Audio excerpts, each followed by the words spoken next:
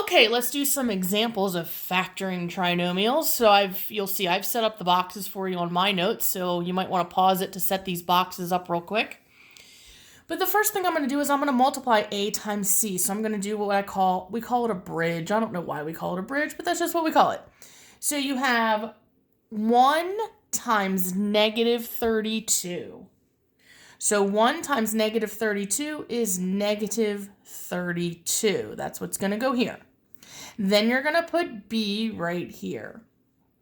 Then we need to ask ourselves, I need two numbers that multiply to be negative 32 and add to be 4. Well, if I go through my times tables here, I've got 1 times 32, just to make a list over here so you see. I've got 2 times 16. I've got 4 times 8. And I do believe that's it. So we need to figure out what two numbers, and we've got some sign issues here. So this is negative. That means one of these has to be negative. So we need to kind of use our calculator and say, okay, well, if it's 1 and 32, that's either going to give me negative 31 or positive 31. So that doesn't work. And if one of these is negative, that's either going to give me positive 14 or negative 14. That doesn't work because that's not 4. Remember, my goal is to get to 4 on the addition piece. But here, I have this 4 and this 8. Well, 4 times 8 is 32, but one of them has to be negative, and I need it to be positive 4. So that means it needs to be positive 8 and negative 4. And same thing here, positive 8 and negative 4.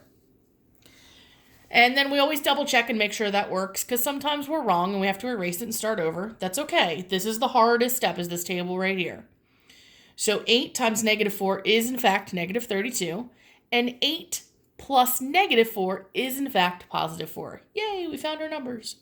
I know you're excited. So am I. Okay, moving on. In this first box from our original problem, we're going to put x squared.